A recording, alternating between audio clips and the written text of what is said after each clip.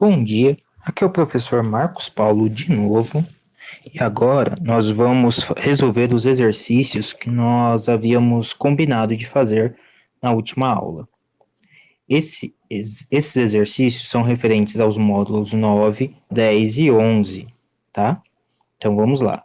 O primeiro exercício é da página 108 e é o exercício 4. Ele diz o seguinte, ó: uma partícula está em movimento de modo que suas coordenadas cartesianas... Gente, o que é uma coordenada cartesiana? Coordenada cartesiana são aquelas coordenadas do plano cartesiano, que é o plano YX ou XY, não é mesmo? Lembrem que nesse tipo de plano, você tem aqui uma numeração, tá? Valores positivos na direita e na parte de cima do eixo e valores negativos na esquerda e na parte de baixo do eixo. O eixo horizontal também é chamado de abscissa, o eixo vertical também é chamado de ordenada. Tudo bem? Muito bem. Então esse é o eixo cartesiano. Então ele está falando o seguinte: a partícula está em movimento em um plano de modo que suas coordenadas cartesianas x e y variem com o tempo. Olha só o que ele coloca aqui, que as coordenadas x e y variam com o tempo. Ou seja, que ele tem um padrão de repetição em x, e aqui, e um outro padrão de repetição em y. Repara o que acontece aqui. Nesse caso, esse objeto não está completamente nem em x e nem em y. Ele está fazendo um movimento, ele está seguindo um movimento que atinge as duas orientações ao mesmo tempo, as duas dimensões ao mesmo tempo. Então, ele não está só andando por x, nem só andando por y, ele está andando pelas duas coordenadas ao mesmo tempo. Perfeito? Então, é isso que acontece. Muito bem. O que ele mostra aqui, ó, x igual a 2t ao quadrado. Isso daqui é o quê? É a função horária dos espaços para a coordenada x. Então, por que ele é a função horária? Ela me diz qual é a posição em x a partir do valor em t. Perfeito? Já essa outra aqui, ó, essa outra função, me diz que y igual a 8t ao quadrado. E essa daqui é a função horária dos espaços para a coordenada y. Ela me diz qual é a posição em y para um determinado valor em t. Faz sentido? Então, o que vai acontecer aqui? Olha só. Vejam bem. Nós precisaremos, de acordo com o enunciado, fazer o seguinte: obter a equação da trajetória dessa partícula, desse corpo, desse objeto. Muito bem. O que é a tal da trajetória? A trajetória é o seguinte: ela é um desenho do percurso que o objeto faz. Enquanto a função horária dos espaços, ela me diz qual é a posição em determinado tempo, aqui também, ó, posição em determinado tempo, a trajetória, ela relaciona apenas espaço com espaço, apenas posição com posição, tudo bem? Ela vai me dizer o desenho que aquela pessoa, aquele objeto forma ao fazer o seu trajeto, tudo bem? Isso é que é a tal da trajetória. Como que a gente vai conseguir, então, escrever essas duas funções? Porque, olha só, esse objeto depende das duas funções. Então, eu preciso escrever, para escrever sua trajetória, eu preciso colocar, olha só como é que está descrito aqui no exercício. Ele quer y como uma função de x. Não é mesmo? Então, olha só, ele quer y, ao invés de y depender de t, ele quer que y dependa de x. É isso que o exercício quer. Como que a gente pode fazer isso? A gente pode fazer isso da seguinte forma. Olha só. Vamos fazer com que, primeiro, escrever como é que fica esse nosso y mesmo, tá? Esse nosso y aqui, dependente de t, como é que ele é mesmo? Ele é, olha só, y igual a 8t ao quadrado, não é verdade? Porém, eu consigo reescrever esse número t aqui, eu consigo reescrever ele como sendo uma função de x. Ó, se o tempo ele aparece aqui em t, em y, perdão. Ó, o tempo aparece aqui em y. E ele aparece aqui também em x, tá vendo? Eu consigo pegar a minha equação que fala sobre x e, ao invés de ter o tempo como variável aqui no meu domínio, lembram o que é domínio? Lembram que eu falei sobre isso? Domínio são as perguntas aceitas, tá? E o contradomínio aqui demonstra quais são as respostas para cada valor no domínio. Ao invés de escrever dessa forma, eu posso mudar a dependência. O que eu posso fazer? Tá vendo o número 2 que aparece aqui? Ele está multiplicando o t quadrado. Se ele passa para o lado esquerdo, ele faz a operação inversa. Então, ele vem dividindo. Eu tenho x dividido por 2, será então igual a t ao quadrado. Perfeito? É isso que eu tenho por enquanto. O que nós vamos poder fazer? Vejam bem. Sabendo disso daqui, que t ao quadrado pode ser escrito como sendo x sobre 2, aonde aparecer aqui t ao quadrado, eu posso escrever x sobre 2 no lugar. Porque aqui não está dizendo, ó, x quadrado igual a, t quadrado igual a x sobre 2? T quadrado é x sobre 2. Então, se aqui está escrito t quadrado, ao invés de manter t ao quadrado, eu escreverei x sobre 2. Se eles são iguais, não é mesmo? Então, o que nós teremos? Y é igual 8 vezes, mas no lugar de t quadrado eu escrevo x sobre 2. Como que vai ficar essa conta? 8 dividido por 2 dá 4. Então, y é igual a 4x. Tudo bem? Y é igual a 4x. Essa é a função de dependência de y em função de x.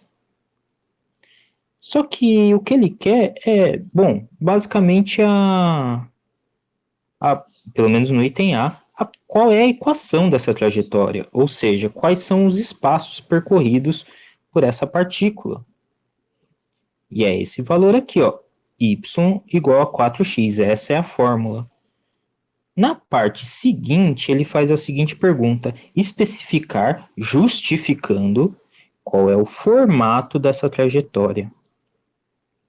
Vou desenhar aqui o plano cartesiano, que é o plano XY.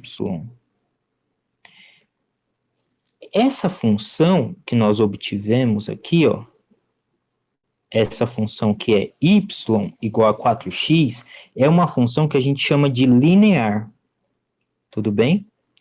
A função linear, ela se chama assim porque ela só me dá um determinado valor de y para cada determinado valor de x. Então, é 1 para 1. Um valor em y para cada valor em x. Tudo bem?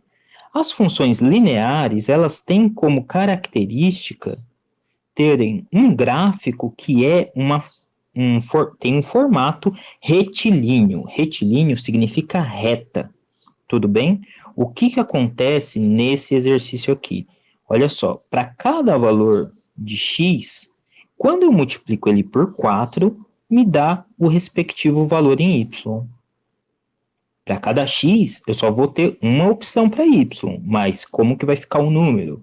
Para cada valor em x, um valor em y. Então, quando o x vale zero, o que vai acontecer? O y também vai valer zero.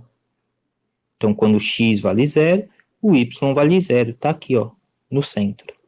Tudo bem? Quando o x vale 1, quanto que vai valer o y? 4, não é mesmo? Então, quando o x vale 1, o y vai valer 4. O y vai ser o quádruplo do valor que nós inserimos em x. Isso vai me dar essa função aqui, uma função linear, retilínea, né, com um gráfico retilíneo, em que para cada valor de x, o valor respectivo em y é 4 vezes maior. Ou seja, é uma reta. A trajetória forma uma reta. Tudo bem? Nós dizemos que essa, então, é uma trajetória retilínea.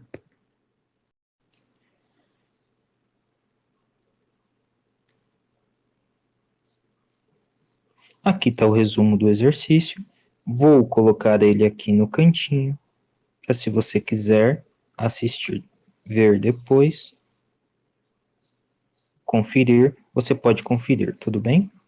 Agora nós iremos olhar um outro exercício.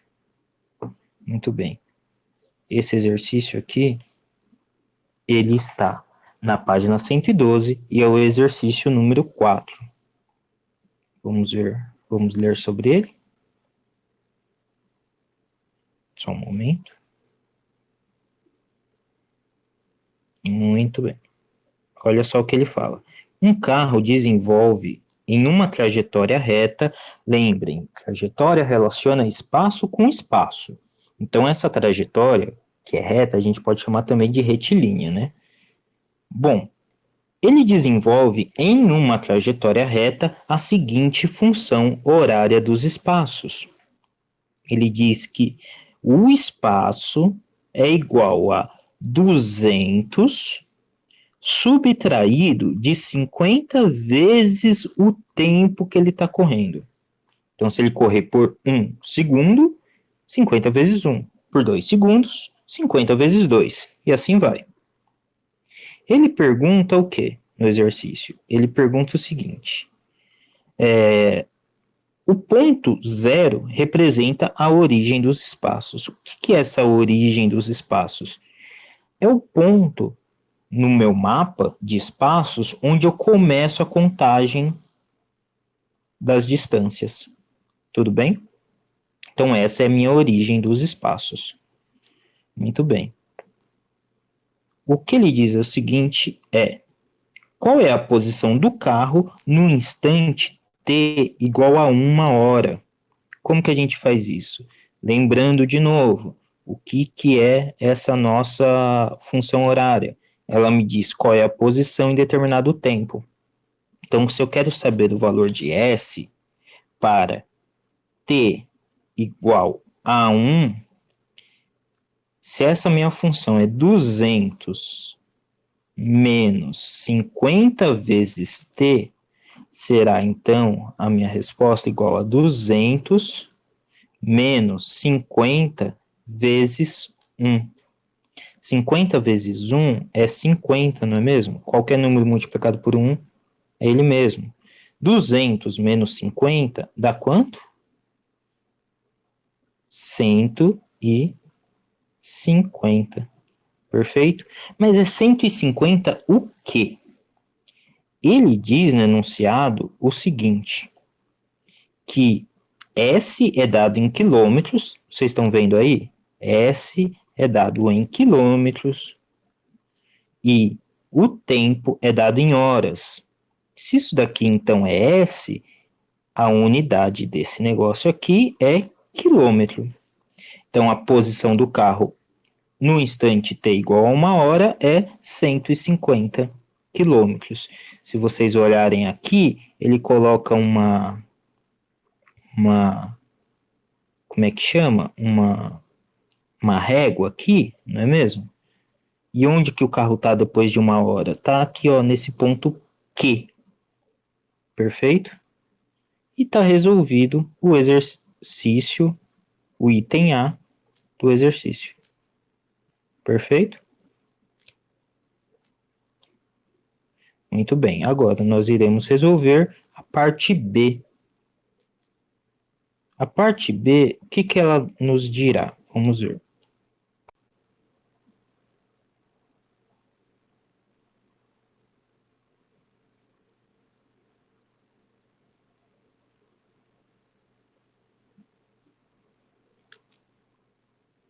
Coloquei aqui o exercício de lado, tudo bem?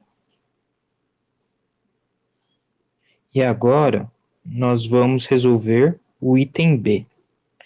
Em que instante o carro passa pela origem dos espaços? Então, olha só, inicialmente, o carro, ele estava onde? Ele estava nessa posição aqui, que a gente chama de Q, não é verdade? Aqui, aparece nessa posição aqui. Muito bem. Ele quer saber em qual momento, em qual instante esse objeto vai passar pela origem dos nossos espaços. A origem dos espaços é esse ponto aqui em que começa a contagem. Como que a gente resolve isso? Tudo graças à função horária dos espaços. Espaço é igual a 200 menos 50t. Esse t aqui, que nós estamos falando, ele é um t qualquer. Para cada t, eu vou ter um valor em s.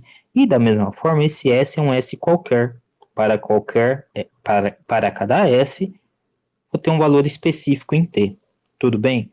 Então, ele quer uma situação específica, que é a situação em que esse s, por um acaso, vai valer zero. Ele vai valer zero quando 200 menos 50t tiver um valor específico de t para que isso ocorra. O que tem que acontecer com esse valor de t aqui? Ó, vou colocar aqui para o lado. Tá vendo o 200, que está do lado direito, positivo, ele vai para o lado esquerdo, negativo. Então, ou outra opção também é o menos 50t inteiro, que está do lado direito negativo, vai para o lado esquerdo positivo. Essa é a opção que eu vou usar, tá? Então, o que nós teremos aqui? 50t, ó, ele veio todinho para o lado esquerdo, será igual a 200. Porém, esse 200 que está no cantinho, aqui, tá? Ó, ele está aqui no cantinho, isolado, nós pegaremos esse 50t, que está multiplicando o t, e passaremos ele para o outro lado, fazendo a operação inversa. Então, esse 50 aqui vai passar para o outro lado, fazendo o oposto, o inverso do que ele está fazendo. Se ele está multiplicando do lado esquerdo, ele vai passar dividindo. Dessa forma, o valor de t para quando, lembra qual foi a condição que nós colocamos aqui em cima? Que o s vai ter que valer zero. Então, o t, para quando essa condição for verdadeira, será igual a 200 sobre 50. Quanto que dá essa conta aqui? Quanto que é 200 sobre 50?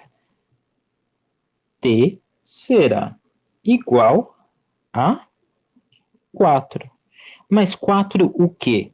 Se foi dito logo lá no começo que o tempo é escrito em horas, o valor disso daqui é 4 horas.